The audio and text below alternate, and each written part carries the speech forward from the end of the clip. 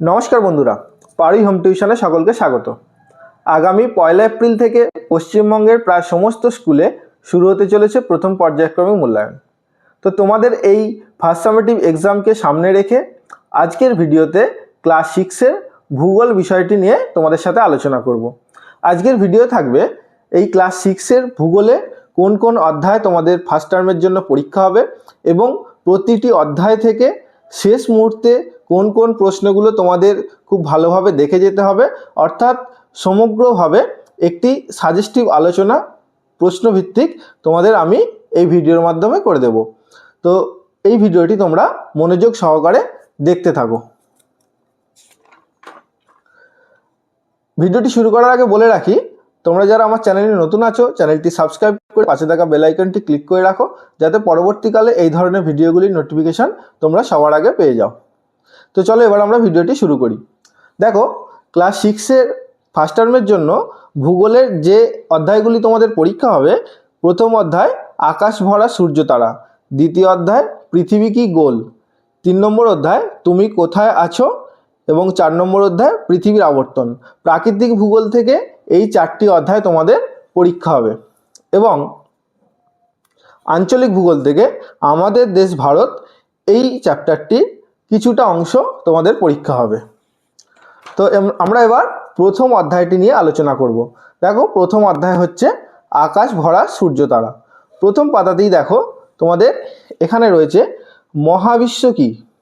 এই মহাবিশ্ব কি সেটা তোমাদের জানতে হবে এবং মহাবিশ্ব কত বছর আগে প্রসারণ শুরু হয়েছিল সেটি তোমাদের দেখে রাখতে হবে। এই যে প্রায় 1400 কোটি বছর আগে মহাবিশ্বের প্রসারণ শুরু হয়েছিল। এছাড়াও এই পাতায় একটি খুব গুরুত্বপূর্ণ তোমাদের প্রশ্ন রয়েছে, নীহারিকা কাকে বলে। এটি তোমাদের পরীক্ষার জন্য খুবই গুরুত্বপূর্ণ একটি প্রশ্ন। দ্বিতীয় পাতায় দেখো, এখানে দেখতে হবে ছায়াপথ কি এবং আমরা কোন ছায়াপথের অন্তর্গত। আমরা আকাশগঙ্গা ছায়াপথের অন্তর্গত। এই আকাশগঙ্গা ছায়াপথের নামটি তোমাদের খুব সুন্দরভাবে মনে রাখতে হবে। তারপরে দেখো, এখানে বিভিন্ন ধরনের তারার রঙগুলি রয়েছে, রঙগুলি দেখে রাখবে।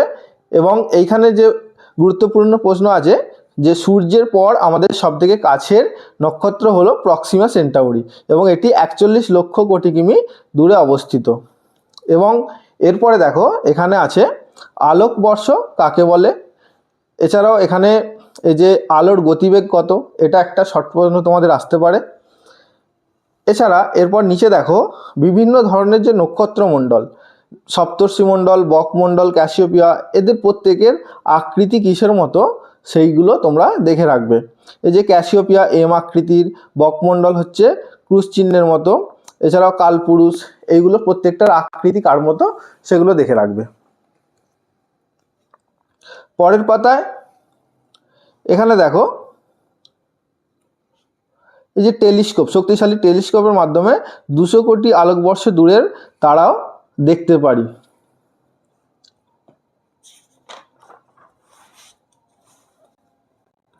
এখানে দেখো, এখানে তোমাদের একটি গুরুত্বপূর্ণ প্রশ্ন রয়েছে সৌর পরিবার। এই সৌর পরিবারটা তোমাদের টিকা বা সৌর পরিবার কাকে বলে এটা তোমাদের পরীক্ষায় আসতে পারে। এখানে একটা শর্ট কোশ্চেন দেখে রাখবে, সূর্য পৃথিবীর থেকে 13 লক্ষ গুণ বড়, এই প্রশ্নটা তোমরা দেখে রাখবে। তারপরের পাতায় এই যে সূর্যের সম্পর্কে দেওয়া রয়েছে, সূর্যের বাইরের দিকের উষ্ণতা 6000 ডিগ্রি সেলসিয়াস আর ভিতরের দিকের উষ্ণতা 1.5 কোটি ডিগ্রি সেলসিয়াস। এবং এখানে যে পৃথিবীর চেয়ে সূর্য 13 লক্ষ গুণ বড়, 3 লক্ষ গুণ ভারী। এইখানে যে ছোট প্রশ্নগুলো আছে এগুলো একটু দেখে রাখবে। এবং এখানে গুরুত্বপূর্ণ প্রশ্নটি হলো এই যে সৌরঝড় কাকে বলে এবং সৌরঝড় প্রতি কত বছর অন্তর এই ঝড় জোরালো হয়। প্রতি 11 বছর অন্তর। এই দুটো প্রশ্ন ভালো করে দেখে রাখবে। এখানে দেখো গ্রহের বৈশিষ্ট্য দেখে রাখতে হবে। তারপরে বিভিন্ন যে গ্রহগুলো রয়েছে আমাদের 8টি গ্রহ, বুধ, শুক্র, পৃথিবী, মঙ্গল, বৃহস্পতি, শনি, ইউরেনাস, নেপচুন, এই গ্রহগুলির প্রত্যেকটির বৈশিষ্ট্য দেওয়া আছে। প্রত্যেকটি বৈশিষ্ট্য এখানে অসংখ্য প্রশ্ন আছে। তার মধ্যে তোমাদের গুরুত্বপূর্ণ প্রশ্নগুলো আমি বলে রাখি। যেমন সবথেকে সূর্যের কাছের গ্রহ হচ্ছে যে বুধ, এখানে বুধের স্পেসিফিক বৈশিষ্ট্যটা দেখবে। শুক্র, পৃথিবীর সবচেয়ে কাছের গ্রহ হচ্ছে শুক্র। পৃথিবীর ক্ষেত্রে যেটা দেখে রাখতে হবে যে নীল গ্রহ কাকে বলা হয়। পৃথিবীতে জলের ভাগটা বেশি বলে মহাকাশ থেকে এখানে নীল দেখায়, তাই একে নীল গ্রহ বলা হয়। এই যে আর প্রাণের অস্তিত্ব একমাত্র পৃথিবীতেই আছে। এই বৈশিষ্ট্য দুটি দেখবে। মঙ্গলের কি বৈশিষ্ট্য রয়েছে? এই সমস্ত বৈশিষ্ট্যের মধ্যে সবথেকে গুরুত্বপূর্ণ হচ্ছে যে মাটিতে প্রচুর ফেরাস অক্সাইড থাকায় দেখতে লাল, তাই লাল গ্রহ, মানে মঙ্গল গ্রহকে লাল গ্রহ বলা হয়। এই প্রশ্নটা দেখে রাখতে হবে। এরপর বৃহস্পতি, সবচেয়ে বড় গ্রহ হচ্ছে বৃহস্পতি, এর অভিকর্ষ বল সবথেকে বেশি। শনির 7টি বলয় আছে।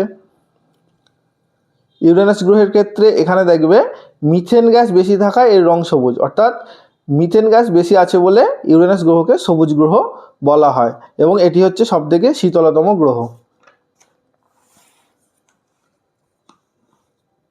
নেপচুনের ক্ষেত্রে দেখো মিথেন ও হিলিয়াম গ্যাস বেশি থাকায় এর রং নীল। উপগ্রহ কাকে বলে? বিভিন্ন আমাদের যে গ্রহগুলি আছে প্রত্যেকটির কটা করে উপগ্রহ রয়েছে, এবং তার মধ্যে যে পৃথিবীর উপগ্রহ চাঁদ, মঙ্গলের দুটি হচ্ছে ডাইমোস, ফোবস, এবং বৃহস্পতির দুটি গুরুত্বপূর্ণ উপগ্রহ গ্যানিমিড এবং ইউরোপা, এই দুটি মনে রাখবে। শনির বৃহত্তম টাইটান, এটা মনে রাখবে।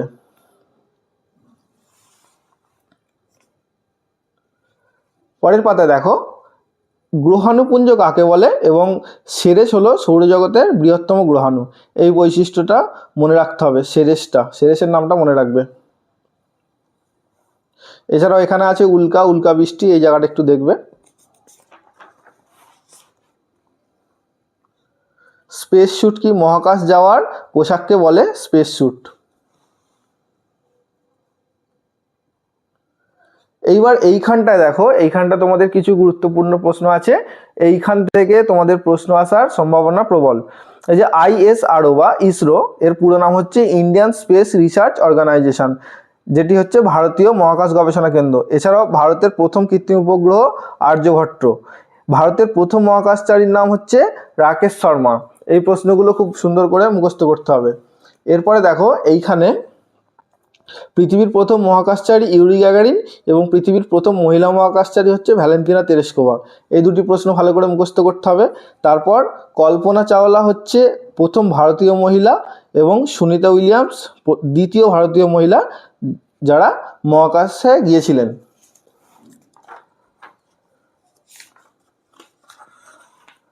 তো প্রথম অধ্যায় থেকে এই প্রশ্নগুলো তোমরা ভালো করে দেখে রাখলেই হবে। এরপরে আমরা আসবো দ্বিতীয় অধ্যায়, যার নাম হচ্ছে পৃথিবী কি গোল। দেখো এই অধ্যায় থেকে প্রথম আমাদের গুরুত্বপূর্ণ প্রশ্ন হচ্ছে পৃথিবীর গড় ব্যাসার্ধ কত? 6400 কিমি। প্রশ্নটা খুব সুন্দরভাবে মুখস্থ করবে, একটি শর্ট প্রশ্ন তোমাদের আসতে পারে। পৃথিবীর গড় ব্যাসার্ধ 6400 কিমি। এর পরের প্রশ্ন গুরুত্বপূর্ণ যেটি আছে, দিগন্ত রেখা কাকে বলে? এই প্রশ্নটা একটু ভালো করে দেখে রাখবে। এখানে দেখো গ্রিক দার্শনিক অ্যারিস্টটল চন্দ্রগ্রহণের সময় চাঁদের ওপর পৃথিবীর গোলাকার ছায়া দেখে বলেন পৃথিবী গোলাকার। আর ভারতীয় বিজ্ঞানী আর্যভট্ট এবং গ্রিক ভূগোলবিদ এরাটোস্থেনিস গোলাকার পৃথিবী ধারণাকেই সমর্থন করেন। এই জায়গাটা ভালো করে দেখে রাখবে।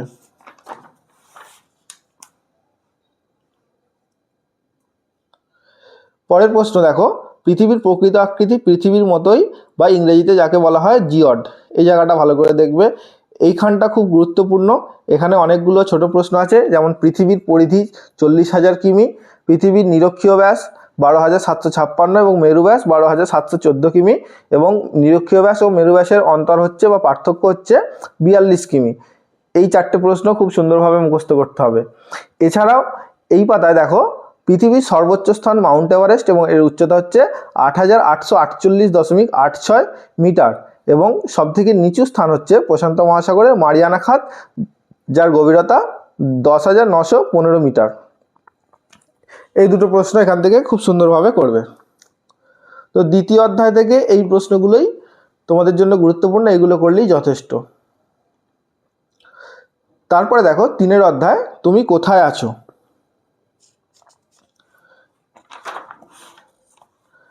এই অধ্যায়ের গুরুত্বপূর্ণ প্রশ্ন, প্রথমে দেখো পৃথিবীর অক্ষ কি?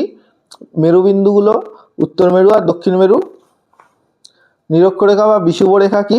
এবং এই পাতার একটি বড় প্রশ্ন তোমাদের আসে, যেটা হচ্ছে যে পৃথিবীর প্রধান প্রধান 5টি অক্ষরেখার নাম এবং সেটিকে চিত্রের মাধ্যমে তোমাদেরকে চিহ্নিত করে দেখাতে হবে। এই ছবিটা এঁকে 5টি অক্ষরেখা, নিরক্ষরেখা, কর্কটক্রান্তি রেখা, মকরক্রান্তি রেখা, সুমেরুবৃত্ত রেখা এবং কুমেরুবৃত্ত রেখা, এই 5টি অক্ষরেখা তোমাদের চিত্রের মাধ্যমে দেখাতে বলতে পারে। এটা একটা বড় প্রশ্ন আকারে তোমাদের পরীক্ষা আসতে পারে। এরপরে দেখো, নিরক্ষরেখা যে তল বরাবর রয়েছে তা হলো নিরক্ষীয় তল। এই নিরক্ষীয় তল কি এবং এই তলের সঙ্গে পৃথিবীর অক্ষ 90 ডিগ্রি কোণে হেলে থাকে। এই জায়গাটা ভালো করে দেখবে। পৃথিবীর কক্ষপথ কি এবং কক্ষতল কি। এছাড়াও একটা ছোট প্রশ্ন 1 নম্বরের খুব গুরুত্বপূর্ণ, যে পৃথিবীর অক্ষ কক্ষতলের সঙ্গে 66.5 ডিগ্রি কোণ করে হেলে থাকে। এটা খুব গুরুত্বপূর্ণ একটি শর্ট প্রশ্ন।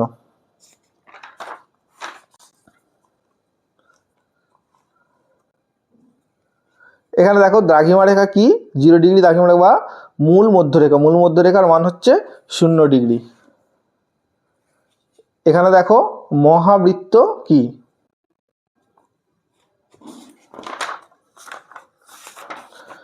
তো এখানেই আমাদের তৃতীয় অধ্যায়টি শেষ হলো।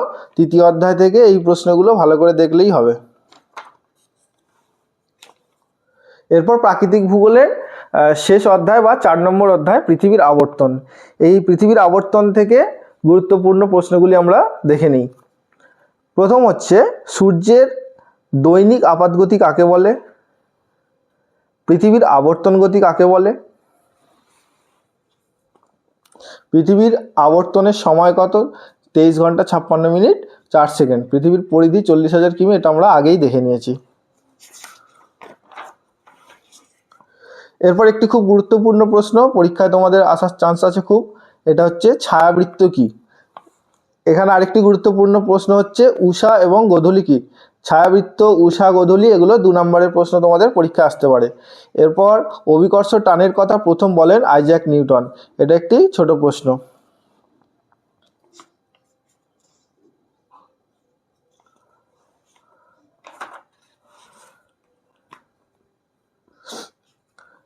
এবার দেখো আন্তর্জাতিক তারিখ রেখা, এটা তোমাদের পরীক্ষায় টিকা আকারে আসতে পারে। 3 নম্বরের একটি টিকা বা 5 নম্বরের প্রশ্ন, আন্তর্জাতিক তারিখ রেখা। এইটা তোমাদের ভালো করে এই চিত্র দিয়ে প্রথমে নোটটি মুখস্থ করতে হবে এবং চিত্রটি তার সাথে সাথে দিয়ে দিতে হবে। এরপর স্থানীয় সময় এবং প্রমাণ সময় কি। এছাড়াও ভারতের প্রমাণ দ্রাঘিমা কত? 82 ডিগ্রি 30 মিনিট পূর্ব হলো ভারতের প্রমাণ দ্রাঘিমা। এবং এখানে ছোট প্রশ্ন, AM এবং PM এর পুরো নাম কি। এই দুটো ছোট প্রশ্ন। তো এই ছিল প্রাকৃতিক ভূগোল থেকে 4টি অধ্যায়। এই 4টি অধ্যায় থেকে যে প্রশ্নগুলি বললাম এইগুলো তোমরা পরীক্ষায় ভালোভাবে দেখে গেলে আশা করছি তোমরা পরীক্ষায় সমস্ত প্রশ্ন কমন পেয়ে যাবে। এরপরে আমরা দেখে নেব আঞ্চলিক ভূগোল, অর্থাৎ এই ভারত থেকে কোন কোন প্রশ্নগুলি আমাদের দেখে রাখতে হবে। তো দেখো, আমরা আমাদের দেশ ভারত এই অধ্যায়টি খুলে নিয়েছি। প্রথমেই আছে ভারতের সাধারণ পরিচয়, অর্থাৎ আমাদের এই ম্যাপটি খুব ভালো করে দেখে রাখতে হবে এবং আমাদের চতুর্সীমায় কি কি রয়েছে এবং ভারতের যে অবস্থানটা কত ডিগ্রি অক্ষরেখা থেকে কত ডিগ্রি অক্ষরেখা এবং কত ডিগ্রি দ্রাঘিমা রেখা থেকে কত ডিগ্রি দ্রাঘিমা রেখা পর্যন্ত ভারতের বিস্তার, সেটা আমাদের ভালো করে দেখে রাখতে হবে। এবার এখানে যে দুটি প্রশ্ন গুরুত্বপূর্ণ, সেটা হচ্ছে উপসাগর এবং উপদ্বীপ কাকে বলে।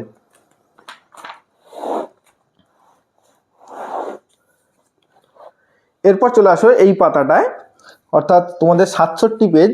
এই 67 পেজ তোমাদের পরীক্ষার জন্য খুবই গুরুত্বপূর্ণ। এই পেজ থেকে অনেকগুলি ইম্পর্টেন্ট প্রশ্ন রয়েছে, তোমাদের এই প্রশ্নগুলো খুব সুন্দর করে মুখস্থ করে রাখতে হবে। দেখো, প্রথম প্রশ্ন হচ্ছে ভারতের মূল ভূখণ্ডের দক্ষিণতম বিন্দু হচ্ছে কন্যাকুমারিকা।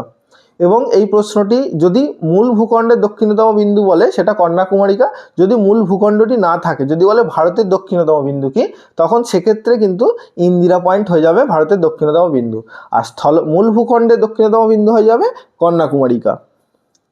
এবারে দেখো, বর্তমানে ভারতের রাজ্যের সংখ্যা 28 এবং কেন্দ্রশাসিত অঞ্চল 9টি। যেহেতু তোমাদের বইতে 9টি আছে, তোমরা 9টাই করবে, কিন্তু তোমাদের জানার জন্য বলে রাখি বর্তমানে কেন্দ্রশাসিত অঞ্চলের সংখ্যা 8টি হয়ে গেছে, যেটা দাদরা ও নগর হাভেলি এবং দমন ও দিউ এই দুটি কেন্দ্রশাসিত অঞ্চলকে একত্রে করে দিয়ে একটি কেন্দ্রশাসিত অঞ্চল বর্তমানে হয়ে গেছে। এছাড়াও এখানে দেখো সংবিধান স্বীকৃত ভাষা হচ্ছে 22টি। তারপরে দেখো ডান দিকে এই যে ছকটি আছে, এই ছকটি খুব সুন্দর করে তোমাদের মুখস্থ করে ফেলতে হবে। এখানে এই যে ভারতের ক্ষেত্রফল, জনসংখ্যা, সাক্ষরতার হার, রাজধানী, বৃহত্তম শহর, বিশেষ করে শেষের দিকে যে 4টি প্রশ্ন, ভারতের বৃহত্তম রাজ্য, ক্ষুদ্রতম রাজ্য, জনবহুল রাজ্য এবং জনবিরল রাজ্য, এই প্রশ্নগুলো সুন্দরভাবে তোমাদের মুখস্থ করতে হবে। এবং যেটা বলছিলাম প্রথমেই, যে ভারতের চতুর্সীমায় কী কী আছে বা চারিদিকে কী কী আছে, কোন কোন দেশ আর কোন কোন মহাসাগর রয়েছে ভারতের চারিদিকে, সেটা দেখে রাখতে হবে।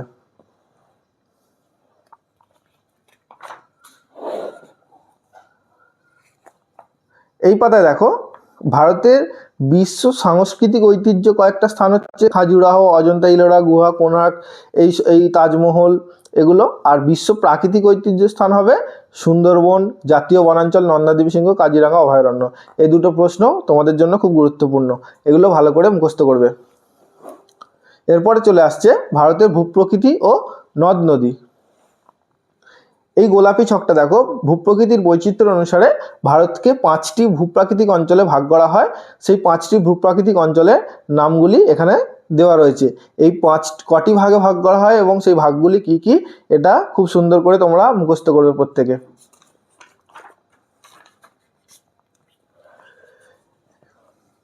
দেখো এখানে প্রথমে আছে উত্তরের পার্বত্য অঞ্চল। এই পার্বত্য অঞ্চলের বৈশিষ্ট্য এখানে লেখা রয়েছে। এর মধ্যে যে গুরুত্বপূর্ণ প্রশ্ন হচ্ছে, ভারতের উচ্চতম পর্বতশৃঙ্গ হচ্ছে গডউইন অস্টিন এবং ভারতের দীর্ঘতম হিমবাহ হচ্ছে সিয়াচেন। এই দুটো প্রশ্ন খুব সুন্দরভাবে তোমাদের মুখস্থ করতে হবে। এবার এই দিকে ছকে দেখো পর্বতশৃঙ্গ, পর্বতশ্রেণী, পর্বতগ্রন্থি, উপত্যকা, গিরিপথ, হিমবাহ, এই জিনিসগুলো রয়েছে, এগুলো একটু দেখবে। এখানে দুটি খুব গুরুত্বপূর্ণ প্রশ্ন, সেটা হচ্ছে পৃথিবীর উচ্চতম শৃঙ্গ হচ্ছে মাউন্ট এভারেস্ট এবং ভারত নেপাল সীমান্তে অবস্থিত কাঞ্চনজঙ্ঘা পৃথিবীর 3য় উচ্চতম পর্বতশৃঙ্গ এবং ভারতের 2য়। এই প্রশ্নটা এবং এই প্রশ্নটা, এখানে দুটি প্রশ্ন ভালো করে মুখস্থ করতে হবে।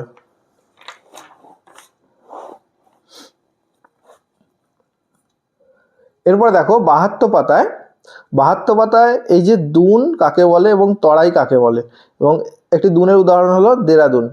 তরাই এবং দুন তোমাদের পরীক্ষার জন্য মোস্ট ইম্পর্টেন্ট।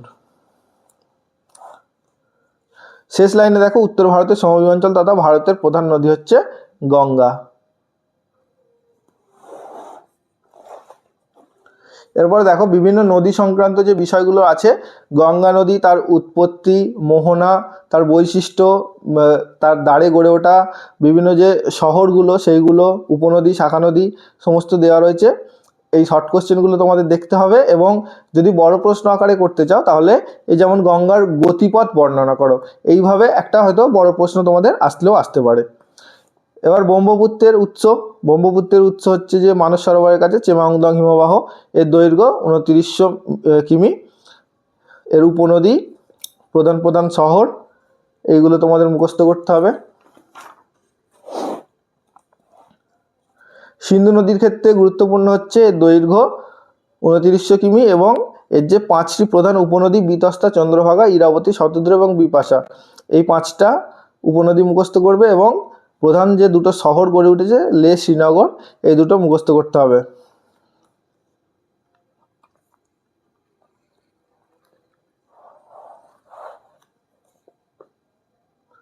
এখানে দেখো এই যে উপদ্বীপীয় মালভূমির অংশ, এই যে এখানে উপদ্বীপীয় মালভূমির চারদিকে কি আছে, উত্তরে আরাবল্লী, বিন্ধ্য, সাতপুরা, পশ্চিমে পশ্চিমঘাট, দক্ষিণে নীলগিরি এবং পূর্বে পূর্বঘাট পর্বত, চারদিকে কি কি আছে এই যে এখানে ছবিতে দেখাচ্ছে, দেখো এইটা একটু দেখে রাখবে, এই যে এখানে দেওয়া রয়েছে। এখানে যে দুটো শর্ট কোশ্চেন খুব গুরুত্বপূর্ণ, পশ্চিমঘাট পর্বতের আরেক নাম হচ্ছে সহ্যাদ্রি এবং আনাইমালাই পর্বতের আনাইমুদি দাক্ষিণাত্য মালভূমির উচ্চতম শৃঙ্গ।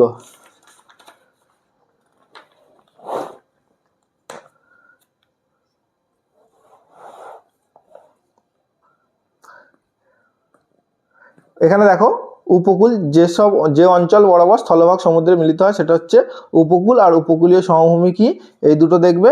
এখানে দেখো কয়াল কাকে বলে, মালাবার উপকূলের উপহ্রদগুলোকে কয়াল বলে, এই প্রশ্নটা দেখে রাখবে। এছাড়াও এই যে আন্দামান নিকোবর দ্বীপপুঞ্জ এবং লাক্ষাদ্বীপ, কটি দ্বীপ নিয়ে, 265টি দ্বীপ নিয়ে আন্দামান নিকোবর দ্বীপপুঞ্জ এবং 25টি দ্বীপ নিয়ে লাক্ষাদ্বীপ গড়ে উঠেছে, এই দুটো প্রশ্ন তোমাদের ভালো করে দেখে রাখতে হবে। তো তোমাদের ফার্স্ট টার্ম এক্সামিনেশান এইখান পর্যন্তই হবে। প্রথমে প্রাকৃতিকের যে 4টি অধ্যায় দেখালাম সেই 4টি অধ্যায় এবং ভারতের যে অংশটুকু হবে সেই অংশটুকু থেকে যে প্রশ্নগুলো তোমাদের ভালো করে দেখতে হবে সেগুলো তোমাদের আলোচনা করে দিলাম।